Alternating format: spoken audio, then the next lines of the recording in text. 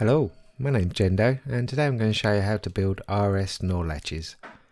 I've got quite a few different designs, even ones that are one wide and some that are tileable as well. If you don't know, RS NOR latches are fairly simple. If you send input 1 a pulse, then let's say we've got our output signal there, we get an output signal. Now that input 1 doesn't do anything after that. To get the signal to go away, you need to give input 2 a pulse, and there we go, we've got no signal. It's fairly simple. I'll show you on here. There's our output there, input 1. It's also called the set, and that sets it into memory there, and yeah, nothing happens when you do that. But when you hit input 2, which is the reset, it resets the memory to 0 and we get no output, and that's an RS NOR latch. So I thought I'd come up with a practical design to show you how you might want to use it. So we've got this door here, and when we select input 1, door opens, and then input 2 resets it and the door closes. So what you can do is, if you watch here, it opens the door and then sends a signal round here, which is delayed because of all these repeaters on 4 ticks, and then when it gets to the reset switch, it automatically closes the door. So here we go, got a delay, and it's just about to hit the reset now, and there it is, shuts the door. What you could do if you wanted to is have a pressure plate on the other side of that door, and then run that pressure plate back to the reset. That'd be input 2, and that way the door opens and then nothing happens until you trigger the pressure plate, and then that signal goes to the reset and it closes the door. Obviously you don't really need this delay, so you can make it very compact. Here's one here which is underneath the door. Open the door with a button. You've got all the time in the world you want to go through the door, and then when you come off the what's it called, a trap plate thing, the door closes, and obviously you can go in this way as well, and yeah, very compact. If you want to see a tutorial on that, I'll show it to you quickly, but if you want to see a tutorial on that, let me know. Alright, so the first one, this is kind of like what you'd consider sort of standard, and let's make a start. Block there and a block there.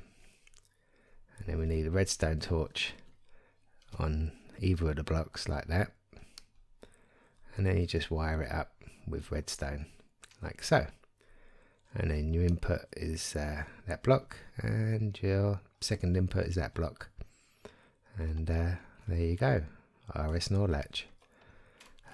This is very similar but more compact, so I'll show you that there, and then we have a repeater running into that block, and a repeater running into that block, and we put a torch there and a torch there, and yeah, your input 1 is that block, and your reset input is that one.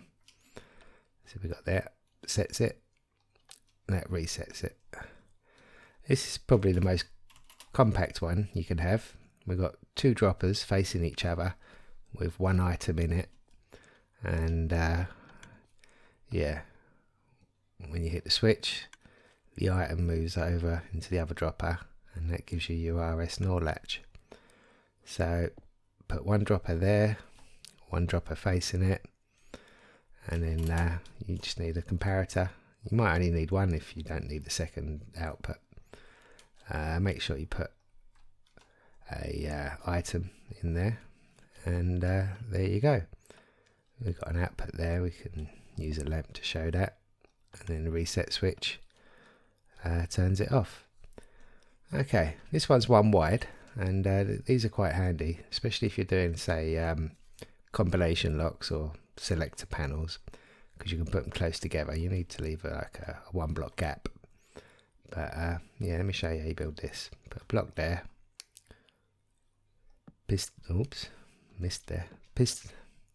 redstone torch there, don't know why I'm trying to say piston for, and then we put a repeater there and a block, another redstone torch on the back there, redstone dust, and then we need to put a block on top of this repeater, so shift click it on like so, and a redstone torch there, and lastly a bit of redstone dust there. So here we go, that switches it on, and yeah, we can take a signal out the back there, and either of these two blocks, so you reset, so that one there resets it, or we could use that top one as well to reset it. That's one wide, so yeah, that's very useful. Now this one's one wide, but it's tileable as well, so I can make one right next to it. Simple to do. Put a redstone torch there and a repeater facing it, and then we need a repeater there and a redstone block like so, and as you can see, when I hit the set switch, we get a signal which you can just take off at there, and the reset switch, and these both work independently. So it's tileable, you can have as many as you want, which allows you, if you're doing like a selector panel or something, you can have them all in a line there with the buttons next to each other. Right, let's build this. Whack a block in the middle there, repeater going that direction, and then a block off of that repeater, and put a button on there, and put a redstone torch and a block above it, a redstone torch on the back there, and then we need sticky piston.